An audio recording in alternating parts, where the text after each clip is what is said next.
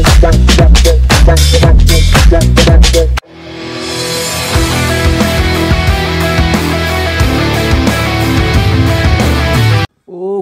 man. Welcome to Daiko podcast. As हामीसँग हुनुहुन्छ सङ्गम Khanal. So let's welcome him with a big clap, हैन? So तपाईको साथ एउटा इन्ट्रोडक्सन दिनु न त. मेरो नाम चाहिँ सङ्गम खनाल. ओके. छोन्जुमा बसोबास गर्छु. घर चाहिँ मेरो पोखरा. ओके. र यहाँ चाहिँ अहिले दाइले पोडकास्ट गर्न लाग्नु भएकोमा म धेरै खुसी छु. दाइसँग गफसफ गर्न पाइन्छ. गफ त गरिराखेकै हुन्छ तै पनि. के चाहिँ यार त्यो कपमा यार? कपमा के चाहिँ यार? कपमा चाहिँ एकदम चिसो चिया छ यो. चिसो हो. कुल निकिलले बनाएको चिया हो क्या? हैन हैन यो कस्तो हुन्छ भन्दाखेरि चाहिँ चिसो चियामा नि एउटा मिठास छ क्या. तातो नखानु पाए थियो चिसो मिठास. अनि तिमी कोरियाको कति भयो? बहुत भयो दाइ. कति भयो यार त्यस्तो बोल्दिन. कोरिया आएको त अस्ति भर्खर आएको. तर बसेर गएर छुट्टीमा गएर फेरि फिर्ता चाहिँ आएको हो. आएको त धेरै भयो. कस्तो लागिरहेको छ यार कोरियाको लाइफ? कोरियाको लाइफ कस्तो लाग्नु दाइ? बिहान गयो मजदुरी गर्यो, बेलुका आयो सुत्यो, भोलिपल्ट बिहान उठ्यो फेरि मजदुरी गर्न गयो. म त त्यो ह्यामस्टर अन व्हिल भन्ने थाहा छ नि त? त्यो ह्यामस्टर अन व्हिल जस्तै चाहिँ म दौडिरहेको छु.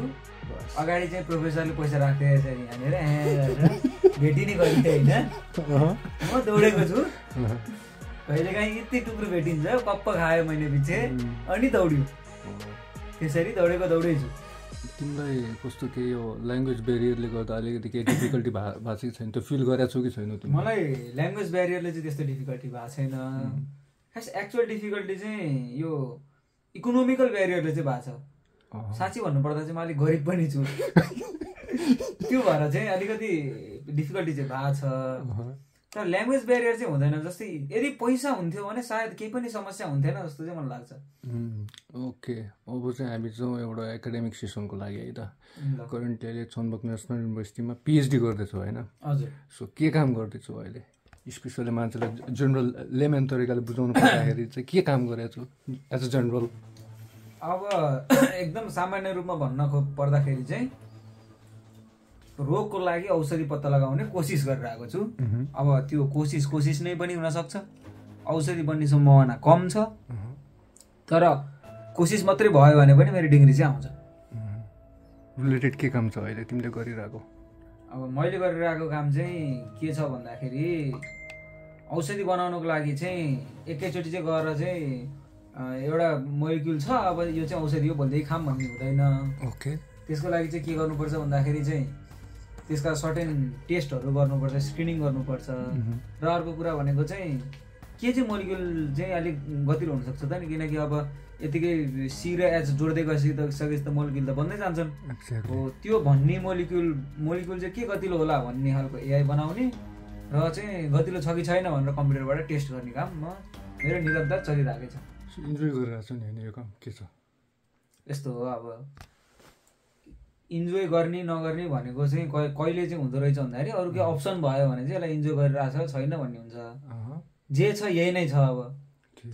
अब यही नै छ. यसलाई अब इन्जोय गरे पनि इन्जोय नै हो, नगरे पनि इन्जोय नै हो. अब कहिले रमाइलो पनि हुन्छ, कहिले झ्याउ लाग्छ. त्यही भएर यसलाई चाहिँ अब भइरहेको अप्सन नभएको कुरालाई इन्जोय गरेछु गरेको छैन भन्नु नै त्यो सान्दर्भिक नै छैन. र अर्को कुरा भनेको रिकमेन्डेसन है त. अब जस्तै कोही नयाँ मान्छे अब एआईमा छिर्दैछ अथवा कोही मान्छे सिक्ने इच्छा गरिरहेछ भने चाहिँ त्यो मान्छेलाई चाहिँ तिमीले कस्तो कुराहरूलाई प्रायोरिटी दियो भने so they can grow up like in a short duration of time? यस्तो अब एक नम्बर भनेको त मोटिभेसन के हो भन्ने हुन्छ. एक्ज्याक्टली. पैसा कमाउने मोटिभेसन हो भने चाहिँ अब नआउँदा नि हुन्छ. अनि अब अरू भनेको चाहिँ त्यो काम बिहानदेखि बेलुकासम्म हप्ताको 7 दिन दिनको 6 घन्टा गर्दा पनि म फ्रस्ट्रेट हुन्न. पैसा कमाएर नि त पैसाको प्रयोग गर्ने नि त फुर्सद हुनु पर्यो. बिहानदेखि बेलुकासम्म त ल्याबमा छ. हो म बिहानदेखि बेलुकासम्म ल्याबमा बसेँ भने पनि म खुसी नै हुन्छु. सायद म जिन्दगीमा यो बाहेक अरू के गरिरहेको भए नि त्यति राम्रो काम गरिरहेको हुन्थेन होला. यहीँ आएर चाहिँ म ठिक छु भन्ने हुन्छ भने पढ्दा हुन्छ. तर 7 days अ विक नै काम गर्दाखेरि 6 घन्टा काम गर्न चाहिँ म यही काम गर्दाखेरि त म त हुँदैन. यस्तो कम्प्युटर नम्बरमा मलाई रमाइलो लाग्दैन भन्ने जस्तो लाग्छ भने चाहिँ नगर्दा हुन्छ। जस्तो तिमीलाई चाहिँ अहिले पिएचडी गरेर छ नि होइन, पिएचडी गर्नुको मोटिभ चाहिँ के छ तिमीलाई? कहाँबाट चाहिँ म यो पढ्नुपर्छ, पिएचडी पनि गर्नुपर्छ अनि कहाँबाट आयो तिमीलाई? एउटा इन्ट्युसन हुन्छ नि, अरू के गर्ने भनेर मात्रै हो मेरो। जस्तै अरू के अप्सन्स, अरू के गर्ने, अब जस्तै यो गर्दा अब रमाइलो लाग्छ अनि के गरेर जस्तो लाग्छ। ओके, जिन्दगीमा धेरै पैसा कमाउने रहर पनि छैन, बाध्यता पनि छैन। अनि त्यो भइसकेपछि अरू के गर्ने त? के गर्ने भन्दा यही गर्ने। त्यो त्यस्तो ठुलो सपना बोकेर म यो गर्छु, औषधि बनाउँछु, म ठुलो मान्छे हुन्छु भन्दा नि म अब त्यति म छिटो दौडिन सक्दिनँ, म बलियो पनि छैन, म अरू केही काम गर्छु, यही काम गर्छु।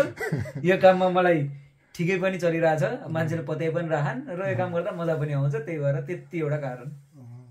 सो तिम्रो बायोग्राफीदेखि लिएर तिम्रो रिकमेन्डेसनदेखि लिएर तिमीले गर्दै गरेको एक्सपिरियन्सदेखि सबै सेयर गरिदियौ होइन। So we are so happy. र फेरि अर्को पोडकास्टमा फेरि तिमीलाई जोड्ने नै छौँ होइन। So thank you so much, have a good time, God bless you. Thank you. Okay.